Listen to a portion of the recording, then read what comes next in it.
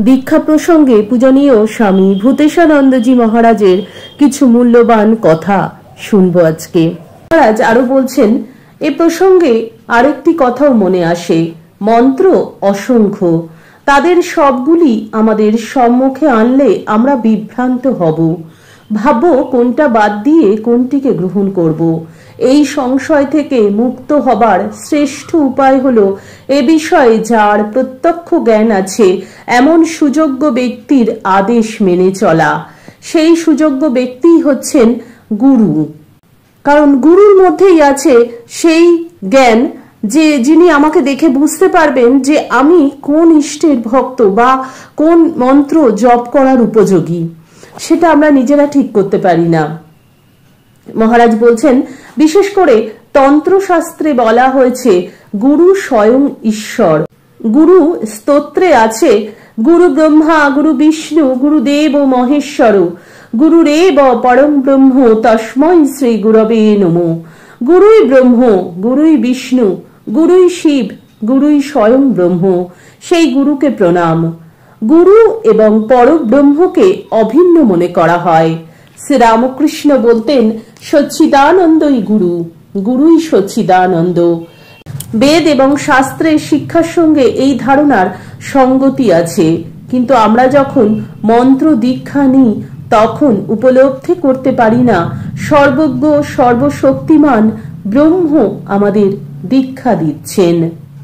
আমরা ভাবি আমাদের সঠিক পথে চালিত করবার উপযুক্ত এমন একজন ব্যক্তি বিশেষকে আমরা গুরু নির্বাচন করি, যিনিও জন্ম মৃত্যুর অধীন বা পার্থিব অনেক দুর্বলতার অধীন। তার জাগতিক সামর্থ্যের সীমা আছে, সুতরাং ব্রহ্মের সঙ্গে তিনি অভিন্ন হতে পারেন না। মানে যাকে আমরা গুরু রূপে দেখছি, যিনি আমাকে দীক্ষা দিচ্ছেন, তারও তো শারীরিক ব্যথা যন্ত্রণা সবই আছে, তিনিও একদিন দেহ রাখবেন। তার নানা রকম দুর্বলতা আছে, যা শারীরিক মানসিক সব দিক দিয়ে। তাহলে আমরা তাকে কেন গুরু হিসাবে মানব? সেইটাই মহারাজ বলছেন, তাহলে আমরা তাকে কেন ব্রহ্মের সঙ্গে অভিন্ন ভাবতে পারি না।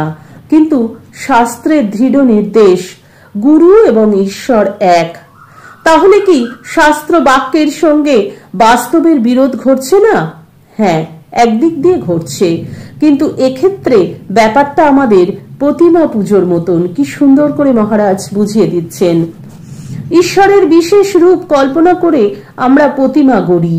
প্রতিমাগুলি এমন সব উপকরণ দিয়ে তৈরি যা জড় পদার্থ, এবং তাতেই আমরা পূজা ও ধ্যান করি। কেন করি? কারণ আমরা অনন্তের ধারণা করতে পারি না।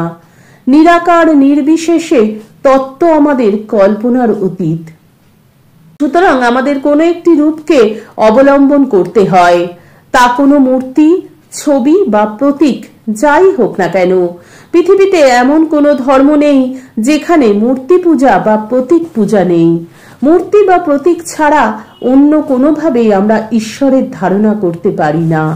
এমনকি যেসব ধর্ম মূর্তিকে মন থেকে মুছে ফেলবার দৃঢ় সমর্থক, তারাও কোনো না কোনো প্রতীককে আশ্রয় করে। অর্থাৎ আমাদের সামনে যদি কোনো মূর্তি বা কোনো প্রতীক বা কোনো কিছু না থাকে, তাহলে আমরা আমাদের যে চিন্তা ভাবনা, যে ধ্যান করার সময় বা জপ করার সময়, মনে করুন আমি রামকৃষ্ণ মন্ত্র জপ করছি, কিন্তু ঠাকুর রামকৃষ্ণকে যদি আমি নাই চিনি, জপ করলে আমার মনে কোনো কিছু তার কোনো কিছু ছাপ কিন্তু পড়বে না, কারণ আমি তাকে চিনিই না, তাকে জানিই না, আমার চোখের সামনে কিছুই ফুটে উঠবে না। সেই জন্যই এই একটা অবয়বের দরকার হয়।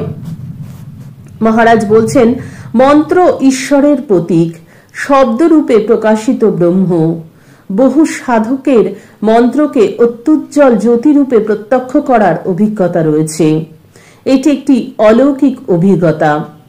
এই সমস্ত তর্ক বিচারে না গিয়ে মহারাজ বলছেন যে ঈশ্বরের কল্পনা, তা সে কোনো মূর্তি অথবা শব্দ বা প্রতীককে অবলম্বন করেই হোক না কেন, ঈশ্বর লাভের জন্য তা অবশ্যই প্রয়োজনীয়। সাধারণ মানুষ আকারের মধ্য দিয়েই ঈশ্বরের ধারণা করতে পারে, নিরাকারের ধারণা সে করতে পারে না। প্রশ্ন উঠতে পারে, আমরা কি চিরকাল রূপের মধ্যেই আবদ্ধ থাকব, না রূপের মধ্য দিয়ে আমরা অরূপে পৌঁছাবো? মনের বর্তমান অবস্থার রূপান্তর না হওয়া পর্যন্ত সহসা আমরা নিরাকারে পৌঁছতে পারি না।